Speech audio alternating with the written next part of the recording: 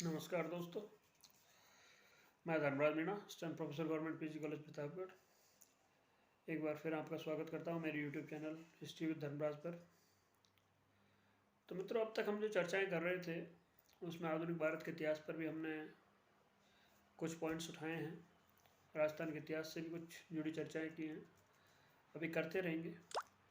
लेकिन आज थोड़ा सा एक मोटिवेशनल और हिस्ट्री से जुड़ा हुआ, मतलब जो आचार शास्त्र, जिसे आचार संहिता भी कहते हैं, मूलतः मैं आज बौद्ध धर्म पर बात करने जा रहा हूँ, जो उसकी नीति मीमांसा से जुड़ा हुआ है और वर्तमान जीवन के जो तनावपूर्ण जीवन शैली है और बहुत सारा जो एक संयमित आचार विचार और बहुत सारी चीज़ें हैं जो उसमें शामिल हैं। तो एक मोटिवेशनल भी है और हिस्ट्री से जुड़ा हुआ तो है ही। वास्तव में इन चीज़ों को ग्रहण करना, थोड़ा सा इन पर विचार करना, एक आचार शास्त्र में इन चीज़ों को फॉलो करना दिन प्रतिदिन की चर्या में थोड़ा सुकून तो दे ही सकता है आदमी को। तो मित्रों, मेरे कहने का मतलब ये है कि बौद्ध धर्म आप लोग पहले भी पढ़ चुके हैं और जानते भी हैं कि ये भगवान बुद्ध, जिन्हें हम भगवान कह रहे हैं,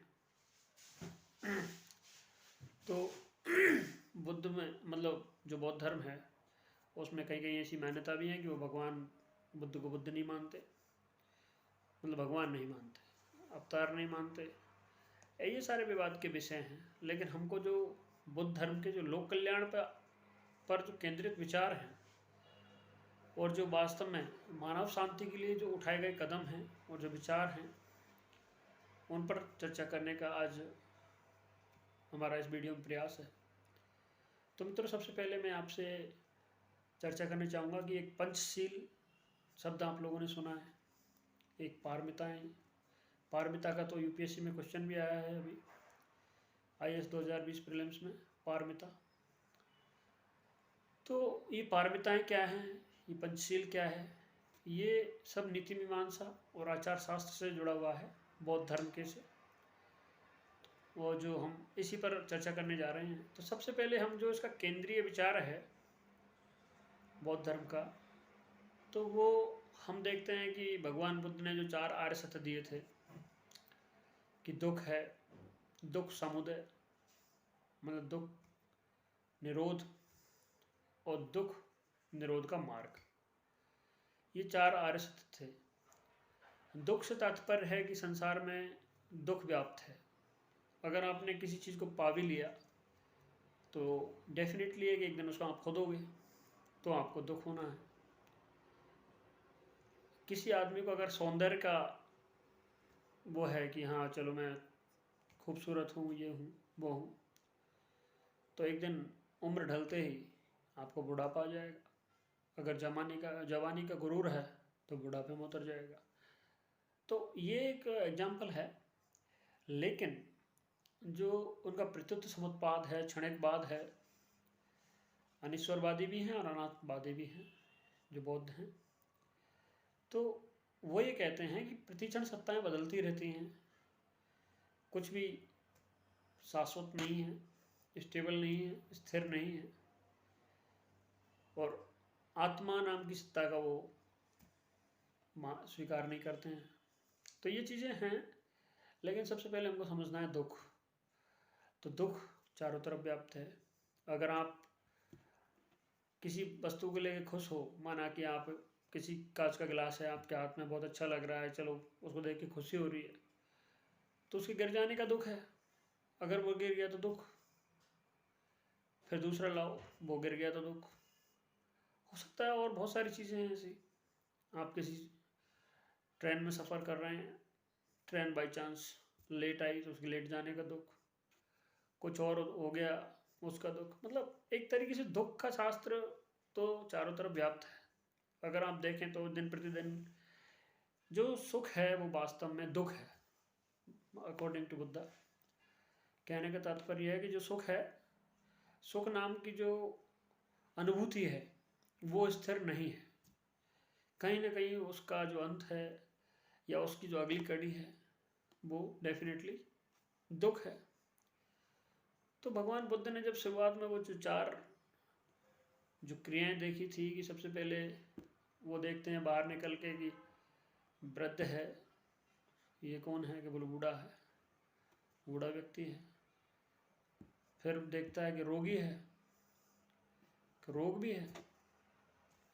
जब तो कुछ देखा नहीं था, तब तो था, लेकिन बूढ़े को देखा, रोगी को देखा, फिर मृत व्यक्ति को देखा, फिर सन्यासी को देखा।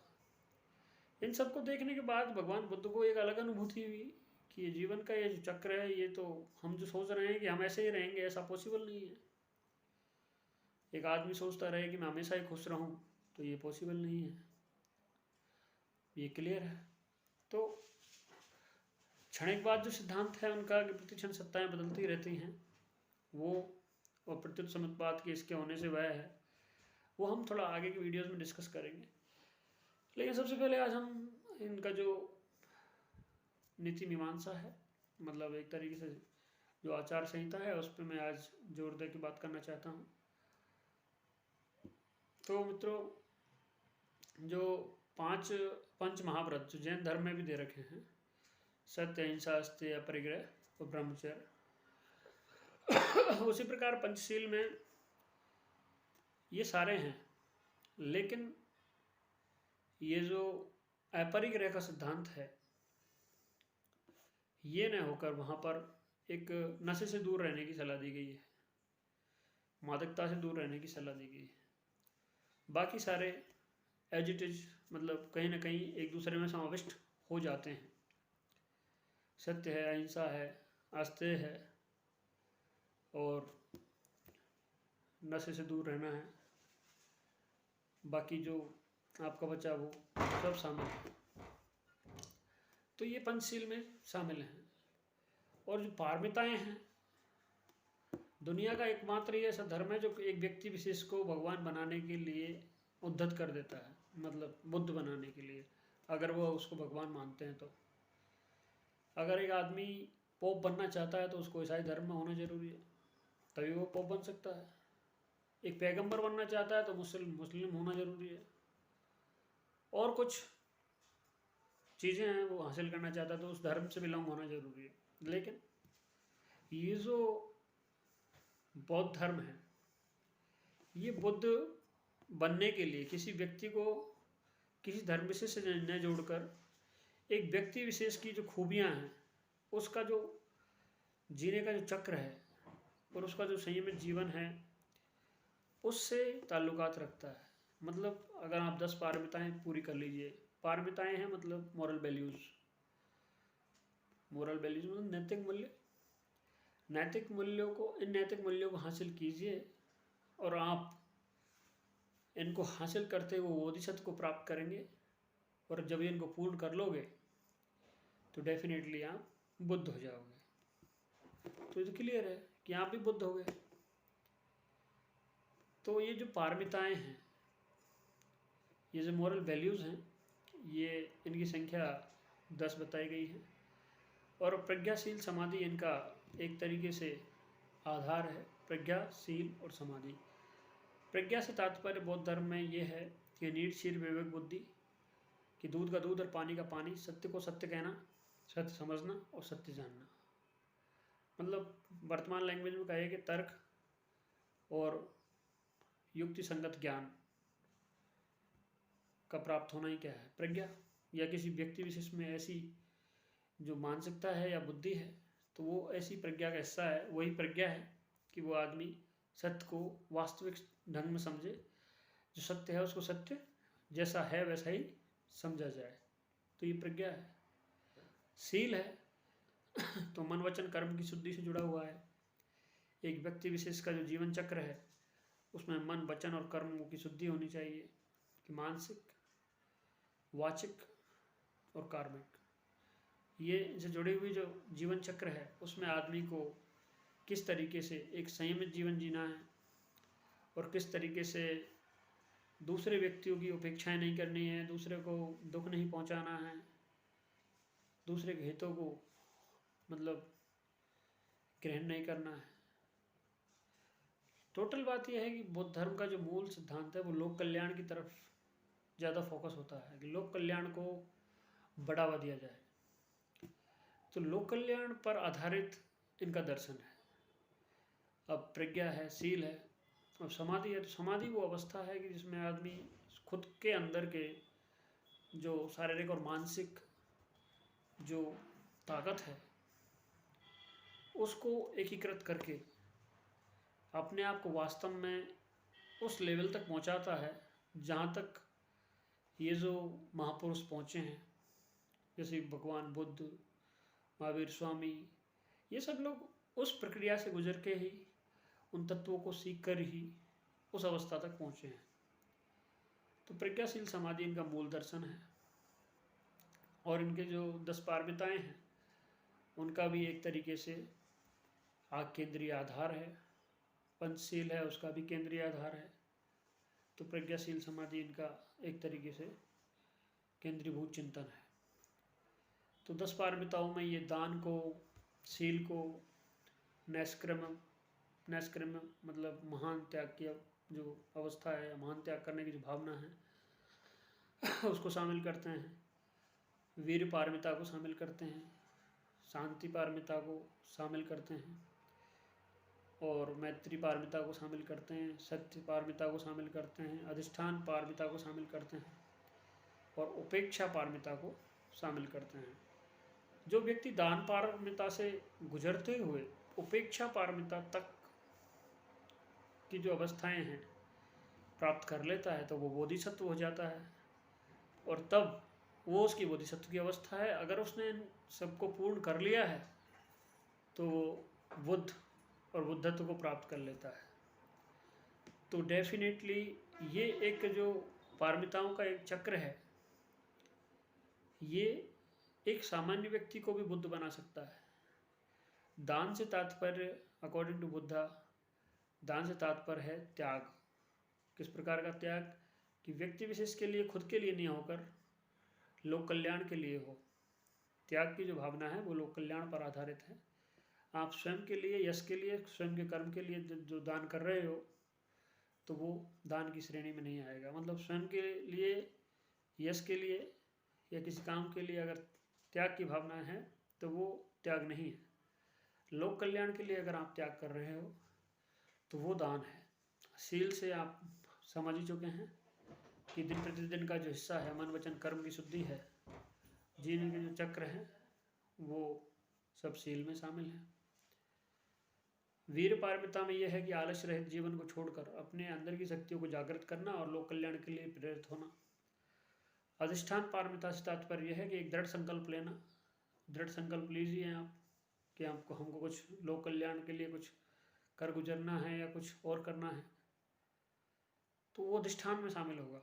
एक दृढ़ संकल्प होना ही अपने आप में चीज़ों को दृढ़ संकल्प होकर करना और उनका एक केंद्रीभूत आदर्श रखना बहुत बड़ा काम है। क्योंकि दृढ़ संकल्प हुए बिना आदमी राजपाट नहीं त्याग सकता, ये जो मोह है इनको नहीं छोड़ सकता। तो अधिष्ठान करना पड़ेगा, एक दृढ़ संकल्प करना पड़ेगा।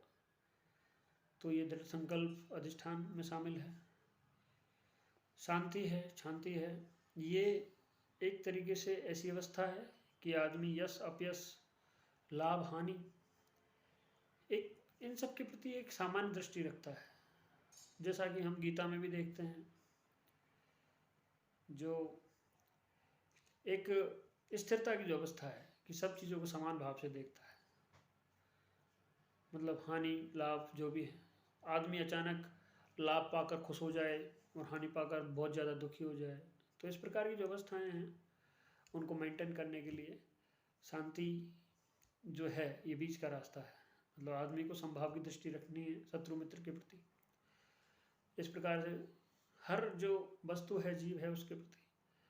इसी प्रकार से जो मैत्री पारमिता है उसमें हम देखते हैं कि एक बोधिसत्व को करुणा मैत्री का पालन करना है। मैत्री से तात्पर्य यह है कि जो संसार में जो जीव जंतु हैं, पेड़ पौधे हैं, इनके प्रति किस प्रकार की आपकी करुणा है, आपका विचार क्या है।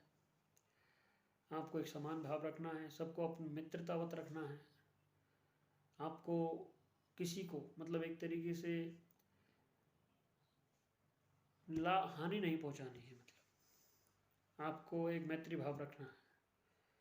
मन में किसी प्रकार का द्वेष, बैर, ईर्ष्या इत्यादि न रखकर जो आप भावना रखोगे वो मैत्री है, चाहे शत्रु हो या मित्र। तो ये मैत्री की भावना है। फिर अंत में उपेक्षा आता है कि आदमी को पक्षपात रहित होकर दृष्टिकोण विकसित करना है। तो ये सारी चीज़ें बुद्ध धर्म की उस 10 पारमिताओं का और पंचशीलों का जुड़ा हुआ एक सिद्धांत है जो प्रज्ञाशील समाधि पर आधारित है। तो मैंने मित्रों आज आपसे एक इस वीडियो में ये चर्चा इसलिए की है कि ये जो वर्ड्स हैं, ये जो वाक्य हैं और ये जो नीति मीमांसा है, ये वास्तव में आज भी उपयोगी है, बशर्ते कि हम देखें। अब हम लोग घूम रहे हैं इधर उधर चारों तरफ एक तनाव भरे वातावरण में, तो जो इनका अष्टांगिक मार्ग है भगवान बुद्ध का, तो वो भी आदमी को बिल्कुल एक मध्यम मार्ग है। और मध्यम मार्ग है एक आदमी को जीने की जो तृष्णा है, हाँ तृष्णा होनी चाहिए, तृष्णा आवश्यक है। और वर्तमान दौर में कंपटीशन का दौर है, बहुत सारी चीज़ें हैं, लेकिन एक संतुलित और तनाव मुक्त जीवन के लिए आवश्यक कुछ और भी चीज़ें हैं। हालांकि मैंने इसको देख धर्म विषय से जोड़ने की कोशिश की है।